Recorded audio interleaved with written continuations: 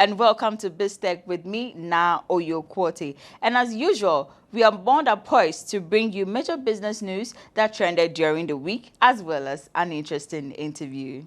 Now, plastic eradication is a major global problem, and in Ghana, there's a record of 1.1 million plastic waste recorded yearly. However, a young Ghanaian entrepreneur by name Derrick Sarfo is into the production of paper bags and eco-friendly products to help curb the menace. My colleague Ernestina Serwaa Asante has the details.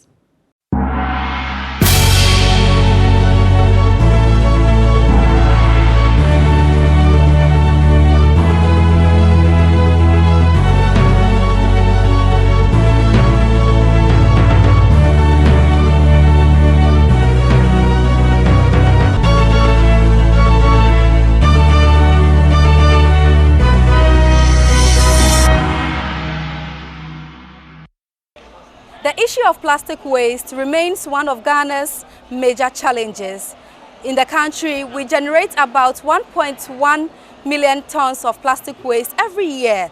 Though government is trying its best to solve this growing menace, private sectors, including Decor bags, have joined in the fight. Today on BizTech, we'll be speaking to the CEO of Decor bags, Derrick Sarfo, to tell us how best we can end this growing menace. Come with me as we explore this new venture.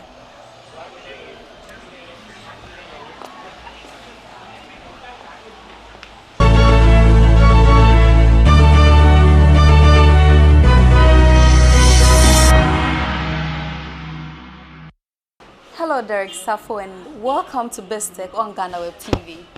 Thank you, and good afternoon. Okay, so for first-timers who are now going to know your business, tell us what Decor bags is all about. Thank you very much, GhanaWeb and Business Tech, right? BizTech. BizTech, okay. And so Decor bag is basically a packaging company based in Accra, Ghana, with a mission to add value to products, local products, and replace single-use plastic for eco-friendly packaging, so that Ghana will be clean. So you said well, eco-friendly. If you can throw more light on that for us. So when we say eco-friendly, basically products that are not harmful to the environment or ecosystem. So Decor bags, basically what we do is we do paper packaging with recycled paper material. And these materials are eco-friendly in the sense that, unlike plastic bags, when they end up on our streets or in our environment, it takes thousands of years to break down and sometimes never decompose.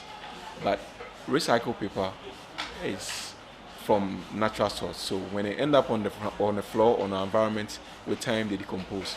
So they are eco-friendly, and this is a basic material we use in our production as a packaging company. So tell us why you decided to venture into this particular business. So the Decor bag actually started from an experience I had in 2015, June 3rd. So if you have heard of the twin disaster which happened in Circle, I happened to be there right before the incident. We were all trying to get into a bus home. Fortunately for me and for some of us, we were able to move from the location. But a few hours after we left, we heard in the news that there has been flood and fire disaster at Kwame Nkrumah Circle, which caused over 200 people's lives. And so I followed up because I counted myself as fortunate to have lived the scene. But for those that never left and therefore suffered the fire and the flood disaster, we realized from research that gutters around that area was choked with single-use plastics. And as a result, when the rain came in, it flooded the area, and then unfortunately there was fire. And that's why a lot of people lost their lives. So as a business person, I thought of what can I do to mitigate this problem?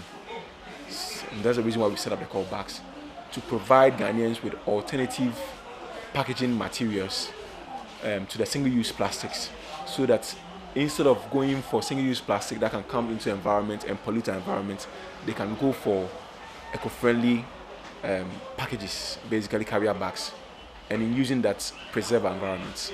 So that's the reason why we started Decor bags. So how long have you been in this business? So officially we have been in business for 4 years. Yeah, but if you look at 2015 since we started, then we are looking at about 5 years. But when we started in 2015 down, it was more of advocacy, so more of social enterprise, where we go to campuses and educate people that they should switch from single-use plastics to eco-friendly packages. But we realized that constantly there was a need for people to looking for alternative, and we said, well, why don't we provide that alternative? And that's why we started Decor back in 2018. And so officially about 4 years in business now. How has business been so far? By God's grace, business has been good. Yearly, we see growth from since we started the business officially in 2018 till now. We have been seeing growth every year, right? Sometimes it's almost like 100% growth. Every year, it's almost 90 to 100% growth of what we did the previous year. So business has been growing, and the truth is, there are a lot of demand we can't even supply. Checking out your works on your social media pages, I realized that you've got bigger contracts. How were they able to identify you? And so, not to lay out my strategies that I use in marketing, I would say most of it has been referral, right? So about 70% of our customers are women based. Yeah.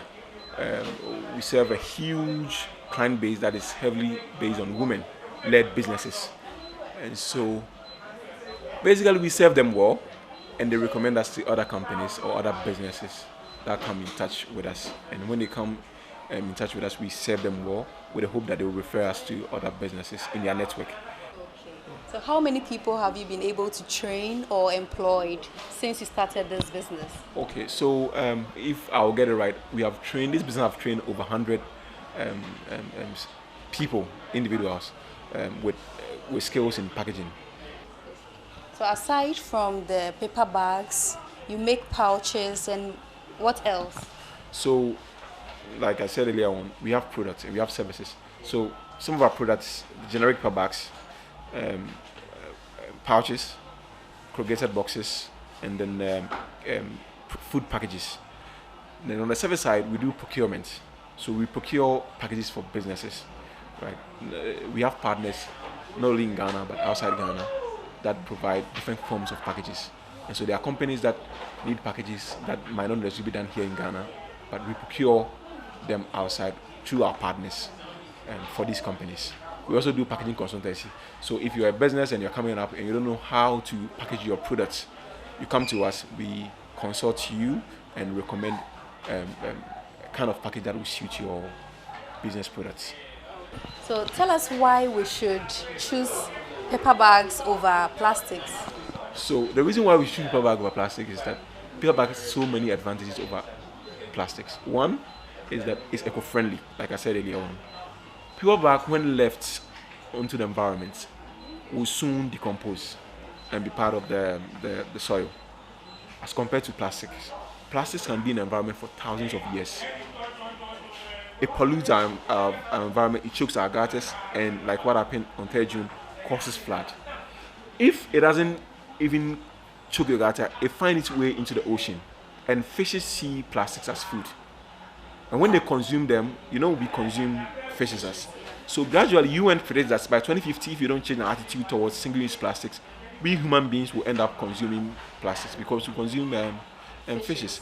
And then constantly in the news, fisher folks go to the sea, and all that constantly they come with is plastics, which is very appalling, right?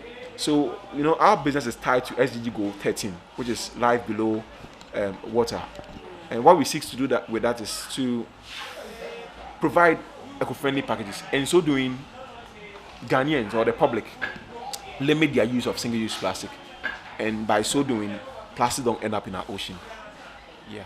One day we hope that Ghana will ban single-use plastics and switch to alternatives, so that we can achieve a clean Ghana. Yeah.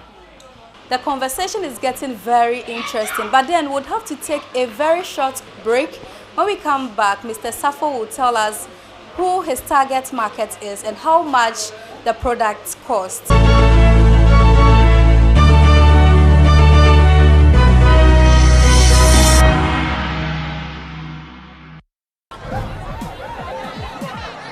powers and principalities. There's so much fire inside me. Tragedy struck when part of the largest hillside at the kosher rubbish dump collapsed. It's going to be fun to see how he goes about approaching this game.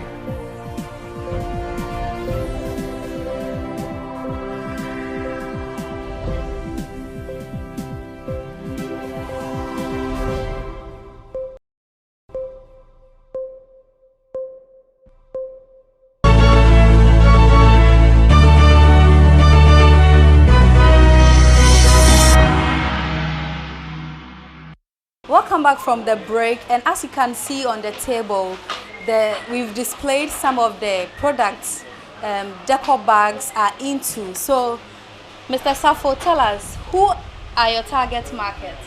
Okay, so Decor bags basically serve food and hospitality industry. Those are key target markets. But secondly, we also service hotel and retail businesses, and then SME businesses that are into manufacturing for export and then local consumption. We also serve corporates and then e-commerce businesses. So tell us about the products on display. So basically these are paper packages for predominantly hospitality businesses, like people in restaurant business. So what you see here is a mailbox. So you know the ordinary styrofoam packs? Yeah. We know the consequences in using that. So we want to encourage businesses like what Eliza's restaurant does here to go for paper takeaway bowls. So same for this. This can be used for burger. It belongs to one of our customers, Wheels on Wheels.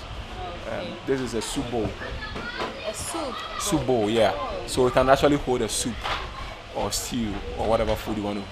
Most times I see chicken and other funkies in them. Yeah, so you can use it to serve. I'll look at it, it's like banku, rice ball, whatever. But it's made from crafts paper. Yeah. These are gift bags. This is our regular thank you bags. We have different colors and shades of it. This is for one of our customers, Kuzos. They do food delivery service. These are more like what people call envelope type. Yeah. So this is a wine box. It's made with cotton. So individual want to give someone with a wine can get this kind of packages and then package their wine. This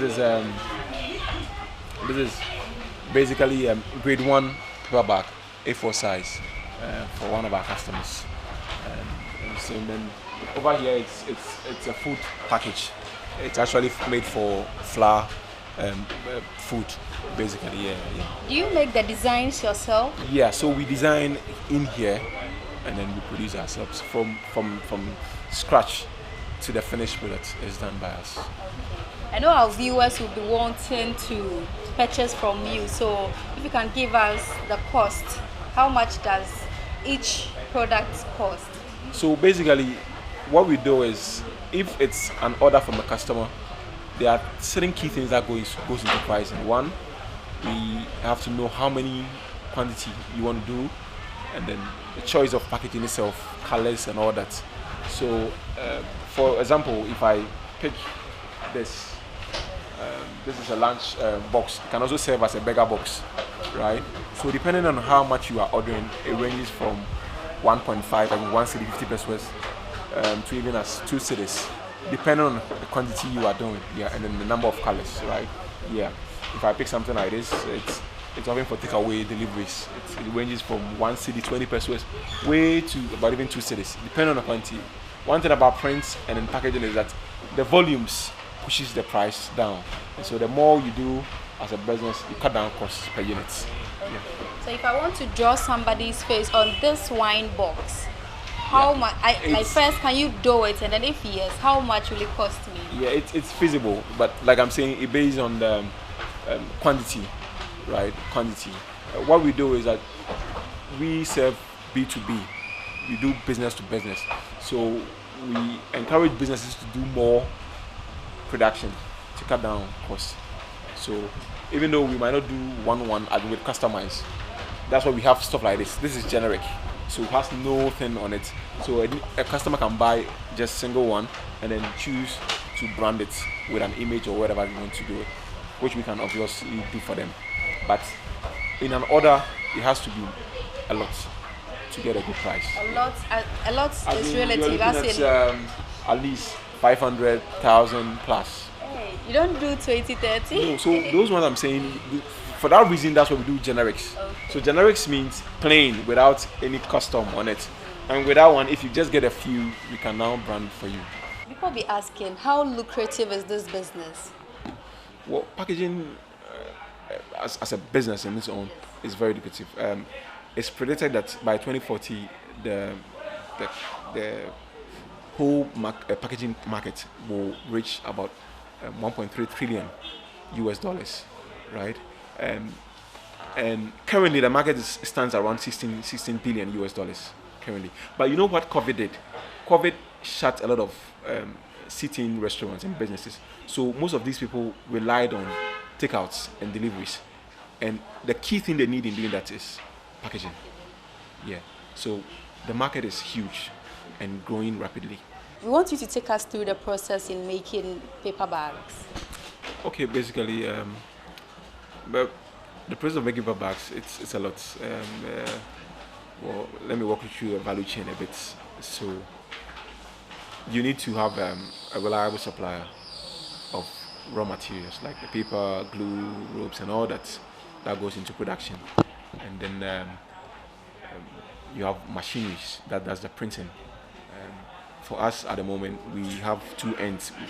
So we have a side where we do the finishing, and we have where we do production, where we use machines.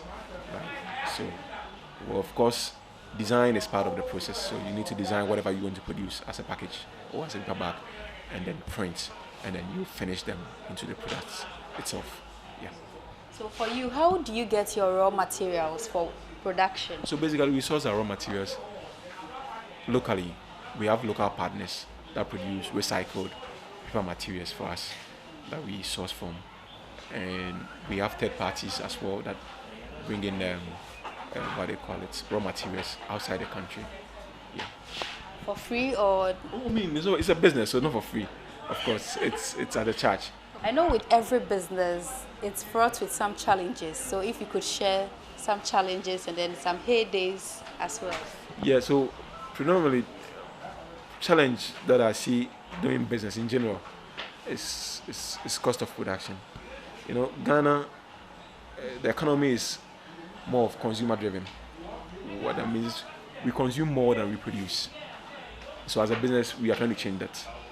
We want to encourage Ghanaians to consume more of local contents, locally produced stuff as a business. So, because if you produce and Ghanaians are not patronizing, it makes business difficult, right? And because Ghanaians are not producing a lot, most of them we tend to fall on raw materials that are coming outside the country, right? Well, luckily there are some few other companies in our value chain that are trying to change that, and we hope they're able to get the capital and then the resource they need to expand so that raw materials, cost of production can come down. So the basic challenge in production has been cost of materials, because when cost of material is really high, you get me, it means cost of production goes high, and that affects the consumer or the customer, right? And so I know the government is trying to do something with 1D 1F, which seeks to encourage Ghanaians to produce locally, and we hope that project goes on well, because if it goes on well, we have local manufacturers producing for people like us, and then we can produce at lesser cost for the consumer. Did you hear that the finance minister is saying, or he said that government's payroll is full and that we should venture into entrepreneurship? What's your take on that? From where he sits, I think he is right in saying that Ghana, right, have a lot of opportunities, in fact, for young people, right? For me, after service, I decided that I want to get into entrepreneurship and into business. It wasn't easy. it was really tough and challenging looking at our system. But I felt if I go on complaining that the system is difficult, the system is hard, and so I'm sitting down waiting for government to employ me, and then the government is saying there's no work in the system. You get me? At the end of the day, I will suffer because then I will not have something to live on, right? So I entered into business not only to create opportunity for myself, but also to create opportunity for other people, right? And I might want to also encourage other people who feel like entrepreneurship is their thing, because it's not for everybody though. But if that is for you, you get me, then go out and then do that, because in doing that you not only solve problem for yourself, you solve problem for other Ghanaians that might need employment. So if you want to reach out to you, what are your social media handles? So basically, you can find the callbacks online at thecallbacks.com, where you can request for orders and quotation. And then 2, you can find us on social media at Instagram, Facebook, Twitter at the callbacks, simply. You can also reach us online on phone by calling 0547 499174, and that will come to me directly. So we've been speaking to the Chief Executive Officer of Decor Bags, Derrick Sarfo. You've heard it all. He's saying never give up. If you applied for jobs and no company is calling you, you can venture into entrepreneurship. Like he said, yes, the road is a bit bumpy, but you can still make it. Also do well to follow GhanaWeb TV and tag BizTech. We'll reach out to you to also help you promote your business. I am Ernestina Serwaa Asante. Over to you now, Oyo Kwote in the studio.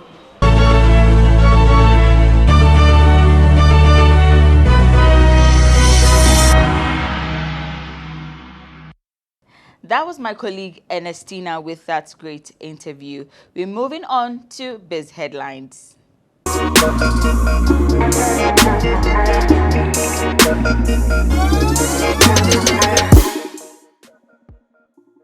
Now moving on to our first story, which is on the energy sector. Chairperson Mines and Energy Commission of 8th Parliament, Samuel Atachia, has emphasized the need for competitive bidding towards power purchase agreements. His call comes on the back of a research paper conducted by energy economist Dr. Ishmael Aka and energy analyst Crispin Bobbio, indicating Ghana has signed 32 PPAs between 2011 and 2016. Speaking at a forum organized by the Institute of Economic Affairs on Wednesday, Atachia explained the absence of competitive bidding can shortchange the country during power purchase agreements, which can saddle it with debts.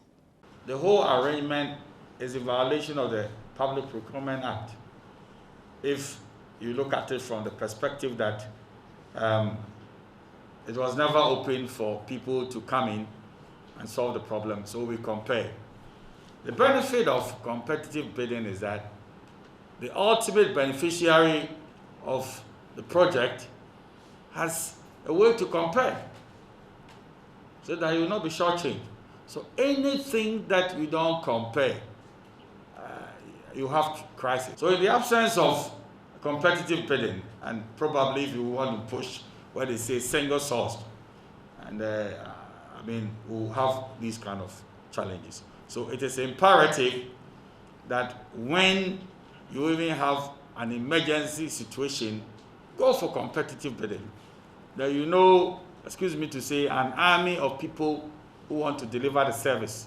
On to our second story on trade. The Ghana Union of Traders is far advancing its plans to establish a Ghana Traders Bank that will specifically deal with the lifelong challenge of high interest rates that informal traders face, Dr. Joseph Obeng, president of the association, has said.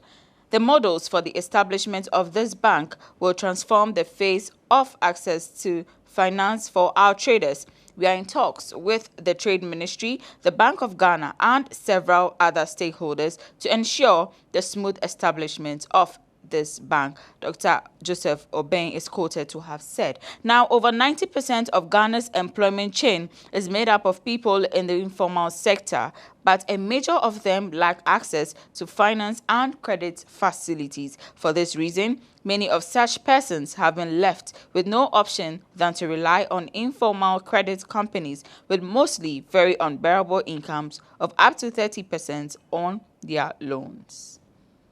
Now, moving on to the oil and gas sector, a commercial court in Accra has in a ruling affirmed that the former energy minister, John Peter Amewu, acted within the law when directing two oil companies to unitize their oil fields. In 2019, Italian oil giant subsidiary of NI Ghana and Springfield Exploration and Production Limited were directed by the Energy Ministry to unitize their Sankofa and Afina oil fields. A review of the court's ruling cited by GhanaWeb dismissing an application by NI and Vito Upstream Ghana for a judicial review of the directive by the minister and said, a careful reading of Section 34(1) of the Petroleum Exploration Act, Act 919 of the year 2018, does not show that the Minister of Energy's directive violated the said provision of the law. The ruling, presided by Justice Emmanuel Kwesi Mensah on October 21, 2021, cited the motion paper to the application as incompetent as it failed to comply with provisions of Order 55, Rule 1 of the Rules of the Court. President Nana Addo Dankwa Akufo-Addo has said available data shows that the small-scale mining industry accounted for more than 40% of the country's gold exports. According to him, the sector, when well sensitized, plays a critical role in making Ghana the leading producer of gold in Africa. Speaking at the launch of the National Alternative Employment and Livelihood Program on Monday, October 25, 2021, President Akufo-Addo acknowledged that the lives of several people, including women and children, depend on illegal mining. He said, small-scale mining must therefore be promoted and encouraged, and we will do all that is necessary to promote it for our collective benefit. What we cannot do and will not allow it to happen is to permit mining activities that threaten the environment which sustains our lives and the lives and livelihoods of generations yet unborn. Now on to our final story. The leader of government business in Parliament, Osei Mensah Bonsu, has announced that the finance minister will on November 17, 2021, present the 2022 budget before Parliament. He third sitting as a budget sitting, since after the presentation, they would be going on recess on December 17, 2021 for the Christmas and New Year break. He also revealed that some 58 bills have been advertised for consideration before the House. He said the House would not have enough time to consider all the bills before the budget presentation. Mensah Bonsu therefore urged the ministers and various committees to be very proactive in the advertised bills and begin to work towards them. So, when they present it before the House, MPs will deliberate on them expeditiously.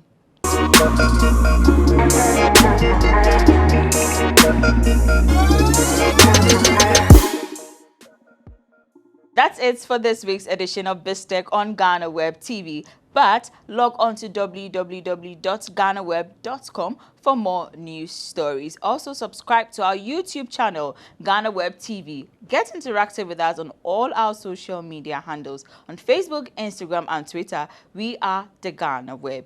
Thanks for watching. Have a great weekend. My name is Na Oyokwote.